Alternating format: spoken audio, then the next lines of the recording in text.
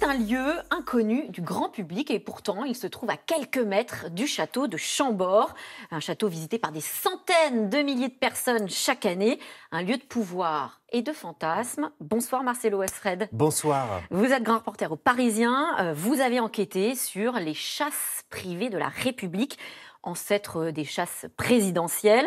Vous racontez ce milieu ultra fermé dans un livre, Le jardin secret de la République, 50 ans d'entre-soi. C'est aux éditions Flammarion. Pas du tout, c'est aux éditions Plomb. Ça se passe presque sous notre nez, c'est ce qu'on va découvrir avec vous. Sans qu'on le sache, c'est un sanctuaire qui est pourtant gigantesque. En fait, ça se situe à quelques mètres du château. Le château, c'est 1 million de visiteurs par an, des Français, des Japonais, des Allemands, des Américains. On est tous passés au château et pourtant à côté, il y a cette forêt qu'on traverse rapidement. 4400 hectares sont fermés, c'est-à-dire sanctuarisés. C'est grand comme Lyon et à l'intérieur, vous avez 1200 postes de tir qui servent à quoi ? À cajoler ceux que l'État, en fait, veut un peu chouchouter. Ça peut être des élus, des sportifs, des diplomates. Un cercle très fermé. On ne sait pas que ça se passe à côté de nous. Et pourtant, vous avez réussi à l'infiltrer. Comment vous avez fait ? Alors, j'y suis allé, je leur ai dit que je faisais une enquête là-dessus. Vous ne vous êtes pas juste contenté d'interviewer toutes les personnes dont vous allez nous parler, qui ont suivi ces chasses. Vous avez réussi à aussi j'ai assisté à une chasse dans laquelle il y avait, si on veut prendre un personnage qui est un peu dans l'actualité, Barouin, François Barouin, qui est un président de l'Association des maires de France, figure des Républicains, qui est une fine gâchette. Fine gâchette, fanatique de chasse et qui est à Chambord depuis les années 90. Il vient, il y va souvent. Il adore de père en fils. Son père chassait exactement. Et c'est quelqu'un que tous les rabatteurs connaissent, que tous les gens connaissent et qui a même, une fois par an, il y a une battue qu'il co-organise d'une certaine façon. Et en décembre dernier, par exemple, il a invité, il y avait un ministre, Monsieur Fesneau, qui est le ministre des Relations avec le Parlement. Il y avait là un conseiller d'Emmanuel Macron. Il y avait un sénateur sarkozyste. Il y avait le patron de Suez, Bertrand Camus. Tous horizons, de tous horizons, gauche et droite confondus. C'est ça qui est intéressant. Des gens aussi du monde des affaires et dans un grand secret, puisque globalement, les photos sont interdites. Et pour être invité, la première des règles, c'est de ne pas dire qu'on y va. Alors justement, comment vous avez fait pour être invité ? En tout cas, peut-être sans nous donner toutes vos astuces, mais comment est-ce que vous avez découvert ces chasses secrètes ? Alors je savais que ces chasses continuaient à exister, mais je n'imaginais pas qu'elles avaient à ce point, qu'elles brassaient des gens de cette importance et qu'elles étaient... On a eu une époque où ces chasses-là, ces chasses de la République étaient assumées, étaient ce qu'on a appelé des chasses présidentielles. Elles étaient même pilotées par l'Élysée. Maintenant, ce sont des chasses de la République, mais globalement, et elles sont gérées par le château, le domaine de Chambord, mais globalement, c'est un peu pareil. Et alors, j'ai demandé au patron du château, qui est Jean d'Aussonville, l'autorisation d'y aller,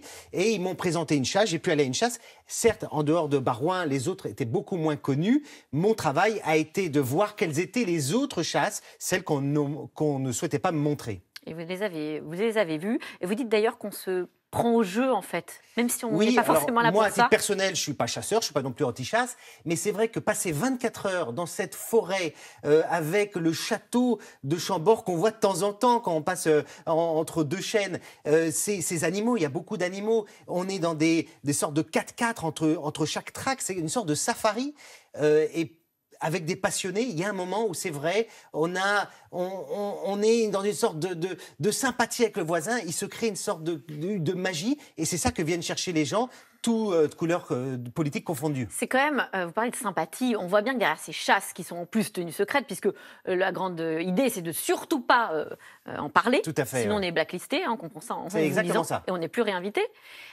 C'est quand même la quintessence du réseau ou du pouvoir politique à la française. C'est du réseau et c'est la monarchie républicaine à la française. On est dans un château. Et on est là pour se rapprocher. Finalement, vous racontez que ça parle business aussi. Grâce à ça, il y a même des business qui se sont faits. Alors, en général, on noue le premier lien à Chambord, dans la forêt de Chambord, puisqu'on chasse à 50 mètres de l'autre, puis après on se retrouve et le matin, il y a un petit déjeuner au château avec le bois qui crépite dans la cheminée de François Ier. Donc c'est sympa, ça crée des liens. Et c'est après que ces liens vont être fructifiés. Je donne par exemple l'exemple de Gérard Mestralet qui a dirigé Engie pendant des années. Oui. Il est là et un jour, on lui fait rencontrer un Russe qui est là, qui se révèle être le premier adjoint de la mairie de Moscou. Alors aujourd'hui, cet homme est même un des vice-premiers ministres du gouvernement russe, il sympathise. Mestrallet se fait inviter en Russie pour aller chasser l'élan le soir avec des fusils à infrarouge. Une amitié se crée et au-delà du business, puisque à l'époque, l'entreprise qu'il dirige va récolter un contrat assez juteux qui est celui du traitement des déchets de toutes les stations de ce qu'on a appelé le Grand Moscou, qui est l'équivalent du Grand Paris. Alors, il y a des rapprochements qui se font, et puis il y a évidemment la difficulté d'y entrer, et puis il y a tous ceux aussi qui se font donc répudier, notamment parce qu'il y a des règles à suivre. Alors, on parlait du sceau du secret, mais aussi de sécurité. Et alors, vous racontez des anecdotes assez savoureuses, savoureuses qui sont aussi de danger, mais voilà, de personnalités qui sont invitées, qui ont failli tuer leurs voisins. L'obsession des organisateurs de ces chasses, c'est qu'il n'y ait pas d'accident. Imaginez, les gens ont des carabines. Les carabines, ça tue à 1000 mètres. Donc, il faut faire très attention. S'il y a le moindre accident, on peut être sûr qu'après, vous aurez une commission parlementaire qui réclamera l'hélice, qui est invitée. Pourquoi? Que se passe-t-il? Donc, les règles sont très strictes. Elles sont rappelées le matin au petit déjeuner. On tire dans un angle de 30 degrés. Devant soi. Or, certains, voyant passer un sanglier à côté, sont impatients et le tirent. Et d'autres tirent beaucoup plus, quasiment sur la ligne. Et c'est ce qui est arrivé, par exemple, avec Pierre Lelouch, qui a été un secrétaire d'État sous Nicolas Sarkozy, l'élu parisien. À un moment, il tire parce qu'il voit passer un sanglier et sa balle frôle le visage de Frédéric Pechnard. On est sous Nicolas Sarkozy. Le patron des... Pechnard, à l'époque, dirige la police nationale.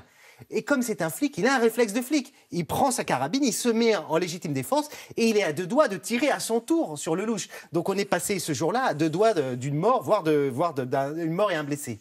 Qui paie tout ça?